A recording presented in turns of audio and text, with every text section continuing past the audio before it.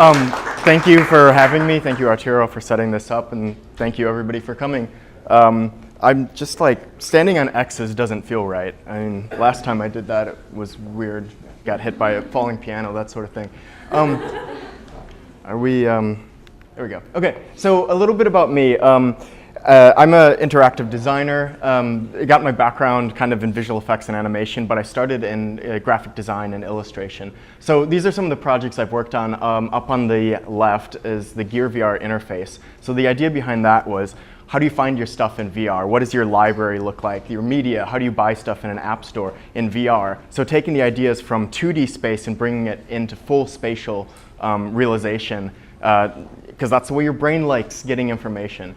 So below that, this is Microsoft's Room Alive. Basically, we took about 6 Kinect and projectors, and it scans an entire room and then can project augmented reality content. So they're playing whack-a-mole right now. And you could put this in any room, it will scan it, and you'll be able to basically design the content that goes in real space. So above that is Project Syria. This is a piece we did, went to Sundance. And there was an attack that happened at a peaceful protest, and 3 people died. And somebody had recorded it on YouTube. We asked them if we could get the video file, and we used the real audio and recreated everything else virtually. So this allows you to go to this event when it happened and witness it. And this is very different from experiencing your news with a newscaster with the microphone telling you that 3 people died in an attack in Syria. That your eyes just glaze over. But when you experience it, this is a different perspective, and you realize that, in an empathetic way, these things just shouldn't happen. It doesn't matter who is right or wrong. It gives you a new insight onto kind of the human condition. And then this was a project that Intel showed at CES last year, which was Project Leviathan. So this was based on Scott Westerfeld's book, The Leviathan.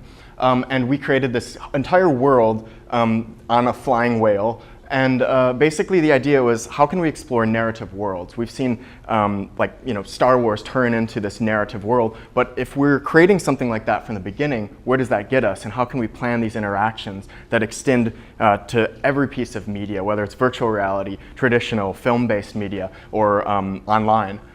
So those are some of the projects, but then so I was at Oculus about a year ago working on that, and then Microsoft about 2 years ago now.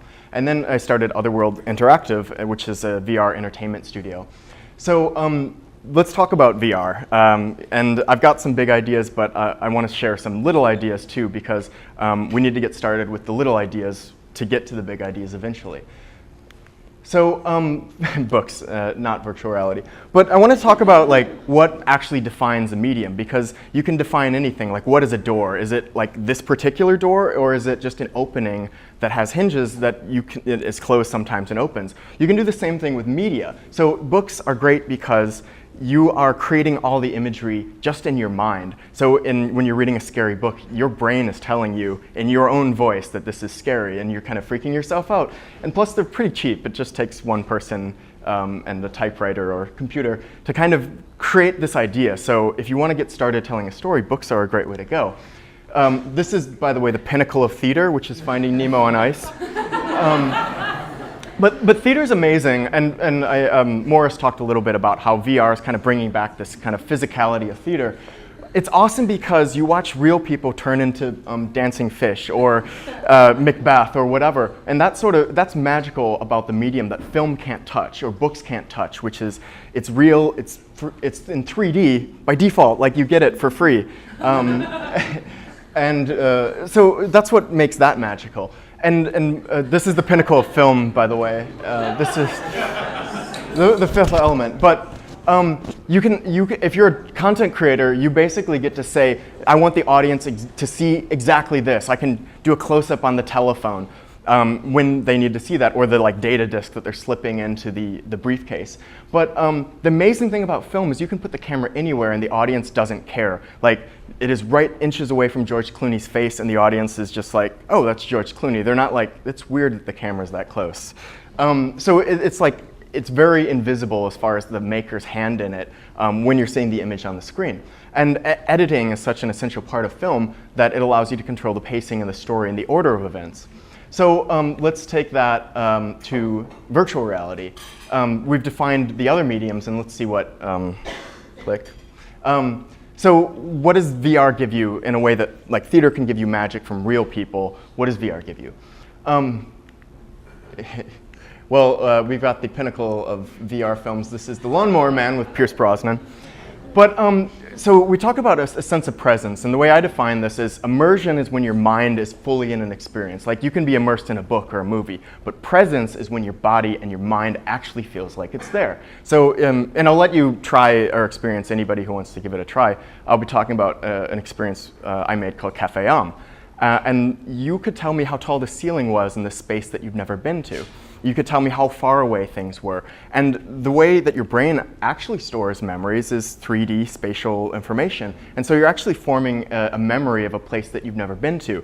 And like in the case of Project Syria, this event actually happened and only a few dozen people experience it. But hundreds of people have been through the Project Syria experience. And so we've taken that memory and we've duplicated it so that everybody who's tried it has a spatial memory of that event, even though they've never been there and they've never seen that.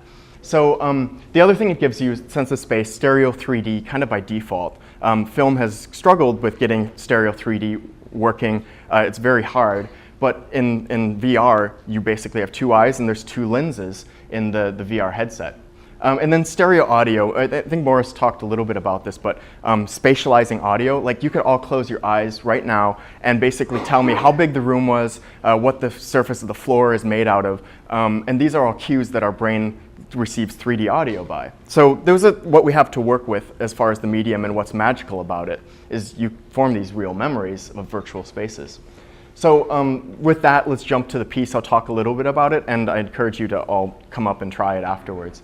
So Cafe Am is French for cafe, or soul cafe, and what we wanted to do is experiment with a sense of character, embodiment. POV shots in films kind of let you see what the main character was seeing, but can we actually let you experience it like you're the character, really put you in that perspective? So can we direct how you feel about yourself? And so in this experience, we let you look in the mirror and just see who you are.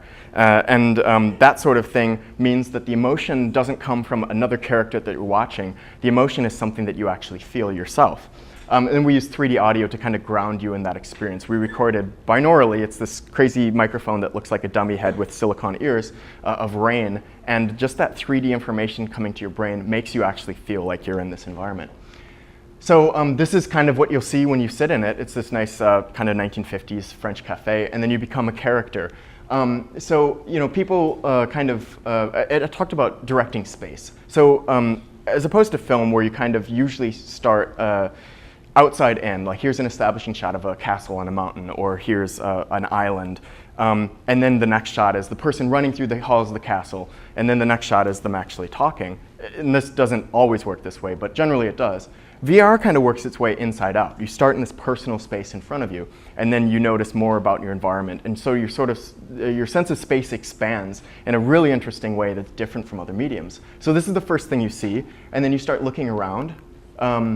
And you're like, oh, wait, I'm looking at my hands on the table, but wait, what is up with that? Because we decided to put all these important cues right in your personal space. So you look in your reflection and you realize that I'm a robot. Like, that's a very strange thing, but everybody who's been in it says, I'm a robot, not the main character is a robot, but that's me. And so kind of what we have we learned from this is that you actually can feel first-person emotions. You're not empathizing with another character. You are feeling your emotions. So what we tried to do was align your perspective with the character's perspective as much as possible. For example, you're in this cafe and you were discovering yourself. The audience member is sitting with this headset on, looking around, discovering what's there. And so kind of tying that character's emotion to the audience's emotion and perspective was a goal. So, and then you can look around, you can look out across the street, you can see the raindrops on it. After you look through the window at your reflection, we turn the lights on, and then now you notice more and more about your environment. So what we're really trying to do is direct sense of space, presence, and character.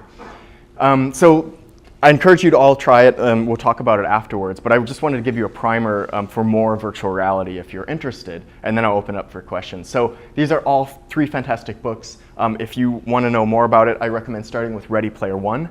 Fantastic book. It's like Willy Wonka meets the Matrix. And if you grew up in the 80s or you love the 80s, like, it is a book set in the future that takes place in the 80s in VR, and it's amazing. Snow Crash, the Matrix trilogy was based a lot on ideas from Snow Crash. The main character is named Hero Protagonist, but he's a samurai fighter in VR, and it's actually called the Metaverse, but that's kind of where Keanu Reeves' character was based a little bit. And the Neuromancer by William Gibson gives us the actual term, the Matrix. He talked about a VR world. This is where cyberpunk comes from, William Gibson. And a lot of ideas from the Blade Runner movie were more based on the kind of world that Gibson set up than the actual book, Do Androids Dream of Electric Sheep, that became Blade Runner. So these books are great. If you're interested in VR, start with Ready Player One and kind of work your way backwards. So that's what I have. Encourage all questions, and then of course come try our experiences.